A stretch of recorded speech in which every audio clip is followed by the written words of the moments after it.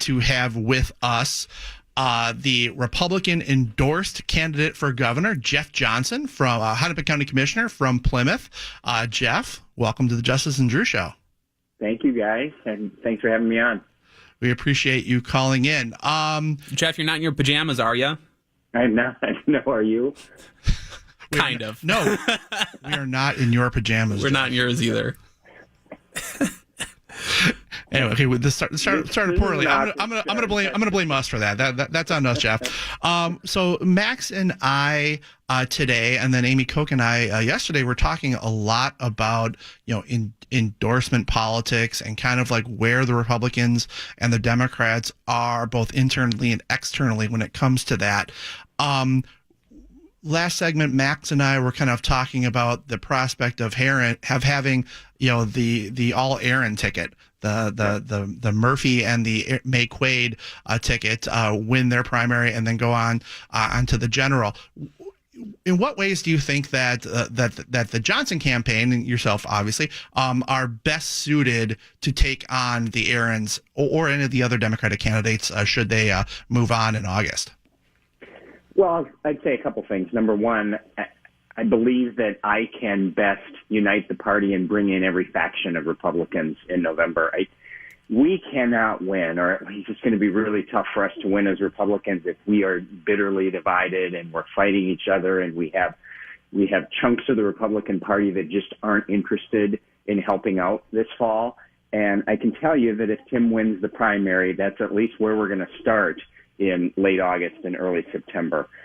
He will not be able to bring in the new Trump voters. That is all but a guarantee. And I can tell you, I've spent time at both of the Trump rallies, the one in Duluth a couple weeks ago and the one in Fargo last week, and talked to literally thousands of Minnesota Trump supporters who aren't overtly political. They're not activists. They're not delegates and alternates. It is amazing to me, their feelings about Tim, and they're not positive. So I think that is going to be extremely difficult if we're divided and we're fighting and we can't get these new voters in. But also, I think it's really important, if we want to win in November, we need a candidate who can talk about a vision for the future and make this race about that. And I believe that my vision for the future versus the Aarons or whoever the DFL candidate is will be what this election's about if I'm the candidate. If Tim's the candidate, no matter how eloquently he tries to talk about the future, this race is going to be a referendum on his past. It'll be on his 8 years as governor. We know that. We already see that now. Conservatives will complain about it. Liberals will complain about it. Independents will. It'll be about his time in D.C. making millions of dollars as a banking lobbyist. It'll be about where he really stands on Trump because he's flopped all over the place, and maybe even some other things. And if this election in November is about the past or it's a referendum on one person, we're going to have trouble winning it. Hey, Jeff, you mentioned the Trump rallies specifically, and I think you're right in the sense that when you're talking to a lot of people, they care about the swamp politics, shaking up the establishment, that kind of thing.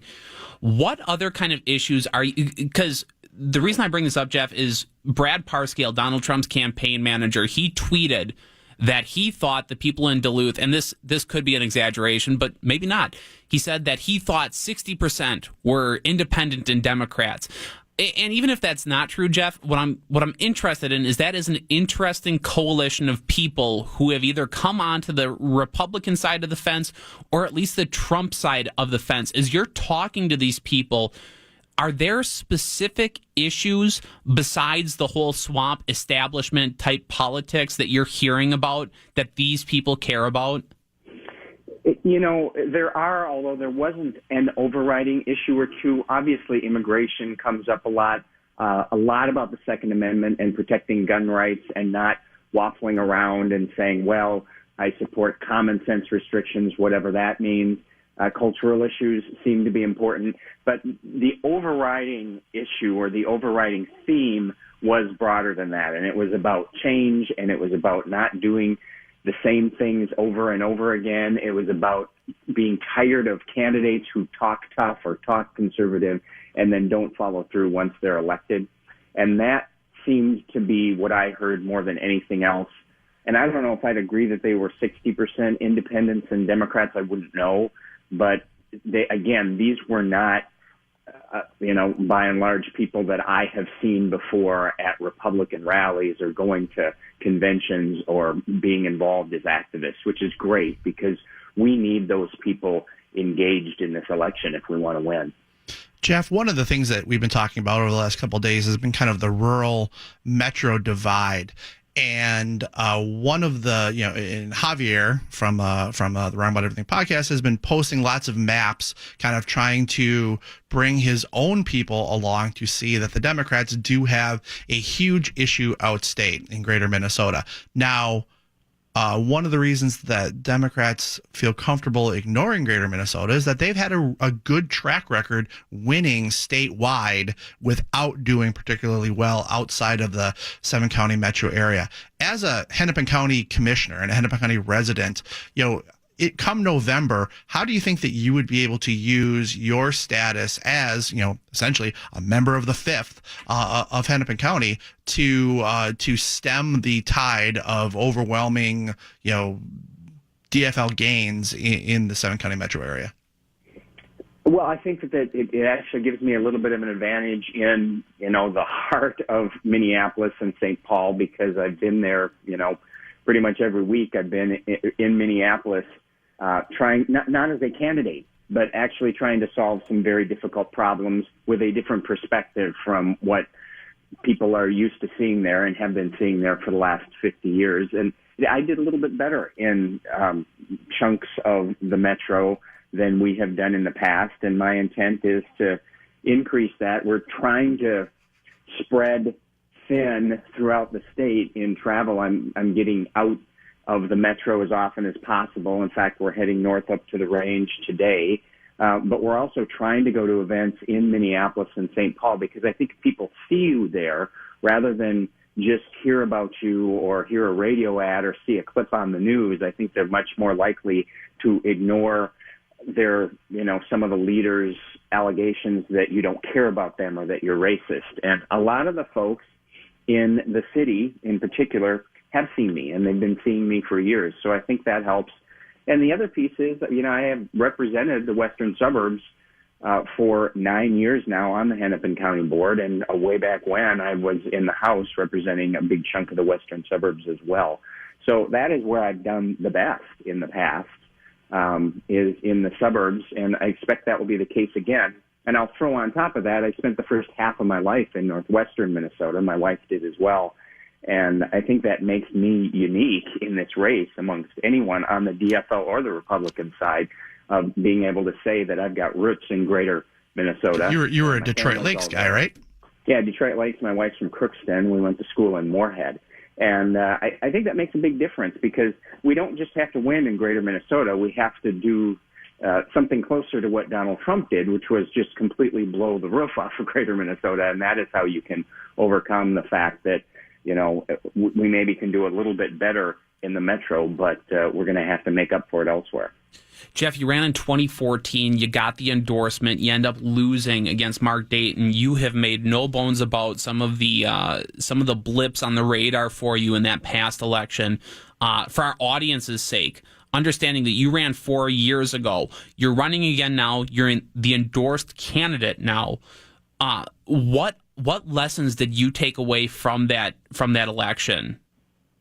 I learned many things, and if you don't learn things and change things, when you don't succeed, you're not a very good candidate. But I can tell you by far the biggest thing that is different this time, other than the fact that it's an open seat rather than a popular incumbent that I'm running against, was our focus on getting the base out. Because I spent the first 15 months of that campaign 4 years ago seeking almost solely Republican votes, first the endorsement, then a really difficult four-way primary. And when we won that primary, we had 3 months left in the race, and I was, I didn't have a lot of statewide name exposure at that point. So we said, we got to go win independents. We got to introduce Jeff to independents and then go win them. And so we focused almost solely on winning independents for that 3 months, not by softening the message or getting all squishy, but simply by where we spent our money and where I traveled and that sort of thing. And it worked. I won independents by 10% over an incumbent governor. I tied with independent women with a conservative message. but Republican turnout was just dismal. And there were probably a lot of reasons for that, but I'm the candidate, so I take the blame. I should have done more to make sure that Republicans around the state who didn't know me were excited enough to get off their couch and go vote. I think there was some assumption that, oh, he's a Hennepin County commissioner, he's not going to change anything, it's more of the same. Yep. And so they stayed home. And that will be, that already is and will be dramatically different to figure out how to still win those independents by a large margin, even with a conservative message, but also make sure our base shows up in full force. I believe this is going to be a base election, and I think whichever party is able to get their base out in larger numbers is likely going to win the governor's race, which, again, is one of the reasons that I believe Tim is going to have trouble winning in November, and I will be a much stronger candidate because I think I am going to have the ability to get the base out and the new Trump voters out that Tim just simply can't do it. Jeff, one of the things that, as you know, I'm a child of social media. You know, one thing that popped up was the Stuart Mills is running, the old congressional candidate. He's running this outstate website. It appears that it might be a political thing or a PAC of some kind. And he released a poll. His group released a poll. And it showed Pawlenty in terms of kind of name ID and that type of thing as way ahead of you. I'm wondering if you're sensing that there is still kind of a name recognition gap from Tim Pawlenty's time as governor. Are you finding that statewide? Are you finding that you got to kind of rebuild some name ID, or has that not been a problem that this poll would indicate? And polls are polls, obviously. Yeah, polls are polls, and we've done a little internal polling too, although it was it's pre-endorsement. And there's no question that, you know, if the Star Tribune did a poll tomorrow, Tim Pawlenty would be ahead because he was governor for 8 years. He ran for president. He's spending money and sending out a lot of mail. What I need to do is just chip away at that over the next 6 weeks, and that's what we're doing. I mean, Tim's not working. He's not doing anything. He's not showing up at things, and we are everywhere, and will continue to be everywhere. And he's kind of using the Jeb Bush model of campaigning: amass the biggest war chest you can come up with, rely upon your name recognition, and then don't engage people. Don't talk about issues because you might get asked a tough question, and we have to stick to our talking points. I don't think that works anymore. It might have 10, 15, or 20 years ago, but I don't think it works in 2018. The polling we've done, first of all, everybody that is asked says they're a likely Republican primary voter, and a lot of them really aren't. The people who will vote in a Republican primary in the middle of August are truly engaged voters. And what we are finding is the engaged Republicans, the ones who are paying any level of attention, we're in really good shape with, because if they're paying attention, they realize that I am the grassroots conservative who will actually govern as a conservative and bring fundamental change to government. And Tim is the establishment moderate who won't bring fundamental change to government, and it's kind of business as usual. And that's just not what Republicans or Minnesotans are looking for right now. So Jeff, there's been a lot of focus by your campaign, and rightfully so, on kind of your conservative credentials. It's always been kind of my opinion that, kind of charisma is the key to opportunity. And you and I have known each other a long time, went to the same church, worked together at the House of Representatives. So how do you show Minnesotans your funny side? How do you show Minnesotans, that you're not, it's kind of like a cookie cutter conservative? I mean, you're a musician. There's a lot about you that is interesting. How do you bring that side of your personality, to the voters of Minnesota? I think part of it is just one-on-one. You have to do it, or maybe not one-on-one, but 10-on-1 or 20-on-1. We're traveling around now. We retired the 2011 Jeep, and we got an RV that we're traveling around the state in pretty much every day and meeting with voters one stop after another. And if I get a chance to meet people face-to-face or talk to them in small groups, we are winning over voters. And social media is the other piece. It is a way to relatively cheaply not just get a political message out, but help people learn who you are, because that makes a difference to people. They want to know about your family. They want to know about what you do in your free time and what your personality is. And there are a lot of tools to do that where you don't have to spend millions of dollars. So we're doing that, and we'll continue to. Oh, sorry. Are you able to kind of stay with us through the break? We have a couple of questions, callers coming in. If you'd like to interact with them a little bit.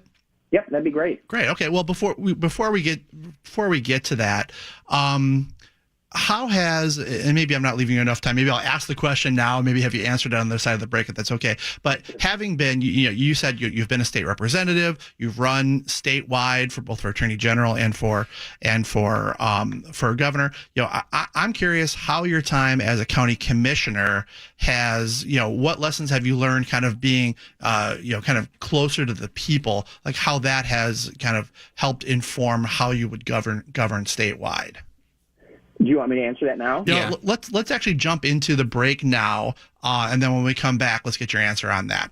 Great. All right, you are listening to the Justice and Drew Show here on Twin Cities News Talk, AM 1130, KTLK. We're also on 103.5 on the FM dial. Catch you in a minute. Justice in Talk Station, KTLK AM, Minneapolis. Morning, everybody. Welcome back to the Justice and Drew Show with Brian McDaniel and Max Reimer sitting in. We are on the line with Minnesota-endorsed GOP candidate Jeff Johnson. I appreciate you sticking with us through the break, and I apologize the clunky question right before we went to break. But just briefly, now that you are the kind of the conservative voice on a large county board, how has that helped kind of inform how you would govern on the state level? Well, a couple things. Number one, saying I'm the conservative voice is an understatement. I am in a minority of one. I lose a lot of 6-1 votes. We throw little parties when we lose 5-2 because we were able to actually convince somebody to. You're a uniter, not a divider, Jeff. That's right. And trying to figure out, and I think we do this somewhat successfully, trying to figure out how you can actually change things on a board where everybody else on that organization has a fundamentally different view about the proper role of government I think that has been a very good learning experience for me, and it will help me, try to figure out, all right, I've got this issue, and we have a 1-seat majority in the Senate, for example, if I'm governor, but there are 3, 4, 5, 6 Republicans who aren't with me on this, so I got to go find some Democrats, trying to figure out how can you just focus on this one issue and put together a coalition, even if you disagree with some of these people on everything else. I think that is actually how you change things in government. I'll also throw in that it has probably helped steel me for, at least somewhat of the onslaught that will come as a governor who wants to make just fundamental generational change to government. Because I know when we do that, the bureaucracy, the media, the progressives, they are going to beat up on me, and they're going to call me the most horrible names. I know that's coming, and I've seen that at least in a microcosm on the county board. I get plenty of hate mail. I get plenty of people who call and suggest that I'm a racist or I'm a white supremacist or whatever because I'm the only one who speaks out about changing a lake name to something that's kind of silly. And that's something that you better be ready for if you're governor and want to actually change things. I've seen way too many candidates who talk tough, and then once they get in there and the pressure of the Star Tribune beating up on them every day as being extreme changes them. I have experienced this for the last 9 years as a minority of one, and I think I'm ready for that. Well, and you're willing to take a few calls? Absolutely. All right. Well, Eric has been waiting patiently in line, too. Welcome, Eric. I think we just lost Jeff. No, I'm here. Oh, I think we might have lost Jeff, unfortunately. You might have lost Jeff. Well, yeah. Jeff, if you're listening, how about that? Do you want to get him back on? No, you're good, Eric. Go ahead and ask your question. Ask the question, and if we get Jeff back on, we'll make sure that he answers it. It's more of a thought than anything else. I was a cameraman. I left 2 years into Jeff Johnson's first term. I did the Hennepin County Commissioners there every Tuesday for many years. And as a conservative, we got Tim Pawlenty coming back in, and my mantra for Jeff Johnson, and what I kind of Whoa. Okay. Well, Yep, I think we're having a little bit of trouble with our phone. I'm sorry. I think we just lost Eric. But we have Jeff back, right? I'm here now. I'm sorry. Although I only heard a little bit of what the start of his question was. well, Jeff, that makes three of us. I think what he was kind of getting at is, and I'm going to put words in his mouth because he was talking about how he's a cameraman. Okay. All that to be said, he was starting to compare and contrast you and Tim Pawlenty, and from a conservative credential standpoint, and then from a uniter standpoint, let's just call it that. What does separate you from him? Because on social media, we can get wrapped up in this bubble. We can kind of think to ourselves that we know one candidate versus the other. What truly separates you and Tim ideologically, would you say, in this run for governor? Well, there is a lot, and I've heard some people say, there's really not that much difference. They're both conservatives, and I can guarantee you we will both campaign as conservatives, but we're not both. Certainly, Tim was not an overtly conservative governor, and just a few of the specific examples, he increased spending 7 of 8 years when he was governor. I will actually cut spending, and I've made it crystal clear in the media to the Star Tribune that I will veto spending bills that are larger than the prior year. We've seen a 57% increase in state spending the past 8 years. There is room to actually make it smaller. Tim supported light rail, and he said the North Star commuter rail, he touted that as one of his great accomplishments. It's been one of the biggest boondoggles in transit history in Minnesota. I do not support light rail. It's a terrible, inefficient way to spend transportation dollars. He touted energy mandates, green energy mandates, suggested we needed cap and trade in Minnesota. I believe in the free market when it comes to energy. He brought Common Core into Minnesota. I think that the federal government doesn't belong in our education system in Minnesota. He called for a health insurance mandate in 2006 and said we needed to move. And that is more phone trouble. As you guys can see, we are experts in here today. You could hear Jeff kind of talking about Tim Pawlenty's legacy and that kind of thing. We'll need to get Jeff back on the line one more time here. So let's go back. Eric, I put words in your mouth. What was your actual question as we get Jeff back on the line? Okay, my thought was Ronald Reagan left us with Bush. He was a 2-term, and he left us with Bush. Tim Pawlenty left us with Dayton. And that's what I really want to hear from Jeff Johnson. I'm a conservative. I've been around for quite a while. I like Johnson. But the reason why I don't like Pawlenty is because he did not finish. He left us with Dayton. And a great man leaves us with a Bush, like a Ronald Reagan. Okay, so that is what I want him to say. I need to hear him say that campaigning. He needs to remind people of that. I just think that's important, and that's my thought. All right, Eric. Well, thank you so much for that, and we apologize for a little bit of a phone difficulty. I'm not quite sure if it's us or if it's the phones, but we'll blame us because we're new. Tell Sam she's doing a great job. All right. Well, thank you, Eric.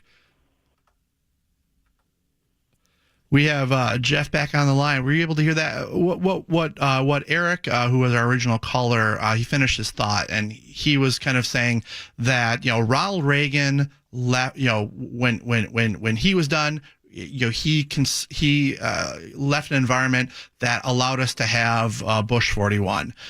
He was saying that Tim Pawlenty left an environment which got us Mark Dayton. That was kind of ultimately his position on that. Are you able to take one more call? Sure, absolutely. You're probably like, Brian, are you ready to take one more call? Well, let's try this. And let me add this sure. to what Eric said. I only caught the very end of it, but I think there's some truth to that. I mean, part of your job as a governor is to not just do things for 4 years or 8 years, but try to change things in a way that are lasting and that outlive you. And, I think pretty much everything that Tim accomplished, other than some of the big spending projects, was gone within a year of him being gone, because the Democrats just reversed it all, which is why I believe if you want to be successful in any meaningful way, you have to bring some fundamental change. We have to clean house in some of our state agencies, because if you leave all the same people there, because there's some wonderful people in state government, there are also some who believe that their job is to control and direct and tell everybody else how to spend their money and live their lives. And for those people who don't get that their sole purpose is to serve people, we need to get rid of them. They don't belong in these agencies. And that is something that Tim didn't do. And unless we have a governor who's willing to take the slings and arrows and get that done, you don't change anything for the long term. It's all short-term political gain and nothing more. All right. Well, we have Ray on line one. Ray, what is your question for Jeff Johnson? Hi, Jeff. I'm a big supporter, and I work in government with a large county that you might be familiar with, but I won't tell the name because I don't want to lose my job. And one of my questions is, I know at the federal level there's a lot of talk about the deep state and Trump's battle with the deep state. And I think what a lot of the conservatives don't realize is even at the local level, there are a lot of government employees that are getting together, setting policy, and doing things without board approval, without legislation. They're just setting their own policies and procedures. One example I would mention is the Disparities Reduction Plan at Hennepin County, where there's a massive movement to hold down property values so that we have more affordable housing and, decrease the number of people of color in jail and things like that. So my question is, as a conservative leader, what will you do to rein in the government employees at the state that are setting their own policy without any legislation backing it? And I'll hang up and listen. Thanks. Yeah, thanks, Ray, and thanks for what you do at Hennepin County.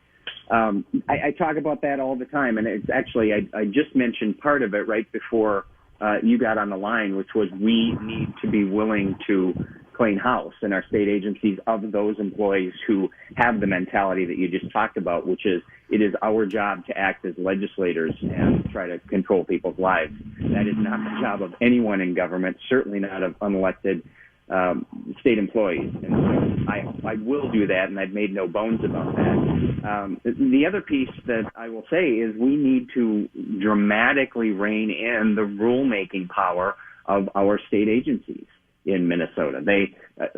For whatever reason, the legislature has ceded tremendous control to state agencies to make rules that have the same power as something that the legislature passes and the governor signs. And I believe we need to dramatically roll that back and say that if a rule is going to be made and it has an impact over, X dollars or over X people, it has to go through the legislature so there's some accountability.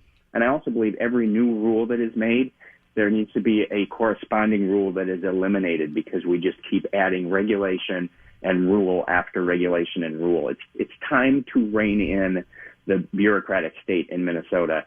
Tim won't do that. I guarantee you I will. Well, Jeff, first of all, caller Ray did not say Hennepin County. He said a large county, so I'm assuming it's that Jeff would be familiar with. I'm assuming that's Lac-Qui-Parle. So go there, Jeff. Thank you so much for your time today. Apologize for the phone issues, but best of luck coming forward. And also, you and I have known each other a long time. Tomorrow's my mom's birthday. I'm sure she'd love a call. That sounds great. Hey, Jeff, how can people get in touch with you, find a little bit more out about your campaign? JohnsonForGovernor.org is the best starting point, and you can get a hold of me there. Obviously, we're on Facebook and Twitter as well, and Instagram. So look us up. And I am the grassroots campaign. We need an army on the ground, and we got a good start. But if you are interested, don't just vote in the primary. Sign up and give us a hand, because that's how I'm going to overcome the money that Tim's going to spend. Well, Jeff Johnson, have a happy and safe 4th of July. Give our best to your family, and we hope to talk to you very soon. Thank you, guys. Bye-bye. There he goes. All right. Well, there you go.